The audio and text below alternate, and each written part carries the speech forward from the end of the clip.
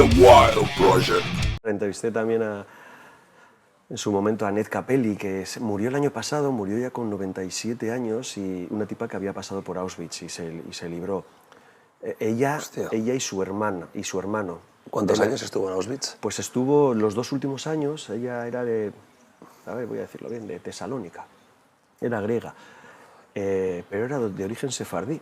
Entonces hablaba en el español este antiguo que lo entiendes. Ella cantaba canciones, yo las entendía todas, ¿no? Y logró resistir 2 años porque había hecho estudios de enfermería. Entonces estaba como una especie de enfermería atendiendo a otra gente. Y su hermano sobrevivió, pero tuvo menos suerte que ella. Todavía, joder, se me ponen los pelos de punta, macho. Tenía aquí el número. El código, ¿no? Código. De barras. El hermano tuvo menos suerte porque pasó por las manos del doctor Mengele, macho. ¡Hostia! El ángel de la muerte. El ángel de la muerte, que hacía experimentos humanos, ¿no? Traerme un par de mellizos, traerme 2 gemelas. Eso no es leyenda urbana. ¿Eh? No es leyenda urbana. Realmente Mengele...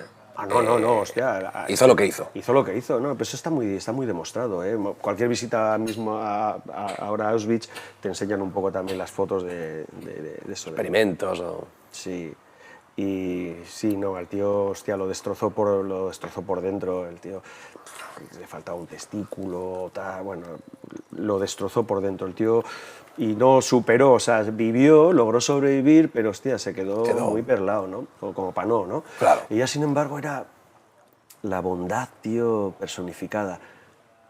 De estos regalos que te da la vida en esta profesión a veces, ¿no? Entrevistarte con alguien que ha pasado por allí, como lo primero que le dijeron a la tía, llegaron a Auschwitz en tren, los separaron, a ella le separaron de la madre y de su hermano, y al día siguiente, cuando la metieron en el bungalow donde iba a estar o lo que sea, y ella estaba llorando, mi madre y tal, le vino una tía, una guardiana del campo, y ¿dónde está mi madre? Yo quiero estar con mi madre.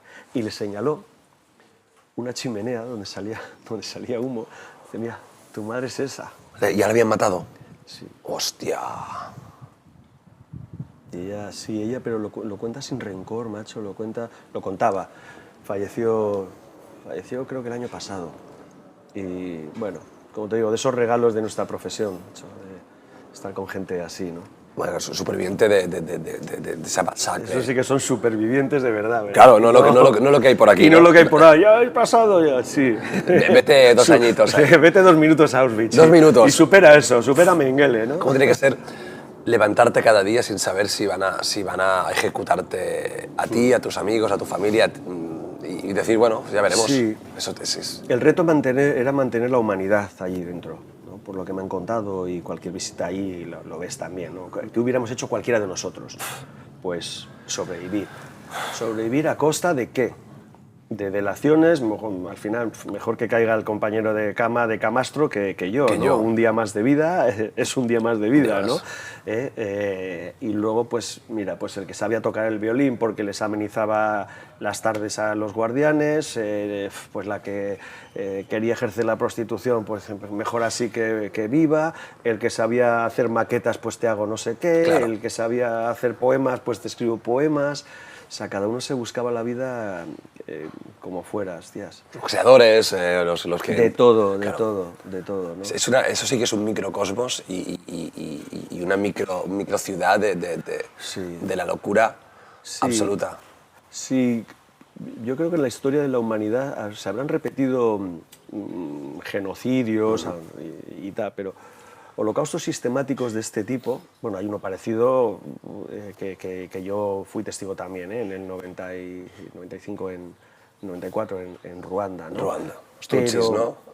Mantener gente en campos primero de internamiento, que luego se convierte en campos de concentración, que luego se convierte en campos de exterminio, que a su vez en el medio son campos de trabajo, y con una burocracia absolutamente fría, ¿no? de destrucción, ¿no? Bueno, de hecho, el el nombre genocidio se inventa, ¿no? Para decir, hostias, nos enfrentamos a algo que la humanidad no se había enfrentado antes. Una cosa es que viniera Atila y los hunos y se cargara todo, ¿no? O los cabrones de los templarios entraran a machete en Jerusalén o en Acre. Bueno, vale. Pero no de forma sistemática, burocrática, Y burocrática, pensada. vamos a acabar con tal, hay un plan esquematizado, los trenes salen cada hora, conseguimos el ciclón B de aquí o conseguimos no sé qué. Esto hubo que inventar un nombre, ¿no?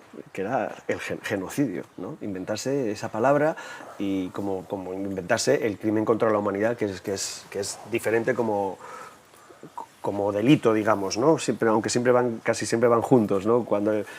Desde luego cuando hay genocidio hay un crimen contra la humanidad, aunque puede que haya crímenes contra la humanidad, como ahora en Rusia, sin que haya delito de genocidio, ¿no? De destrucción sistemática de una parte de la raza humana por razones de Etnia, políticas, política, étnicas, ideológica. religiosas o raciales, ¿no?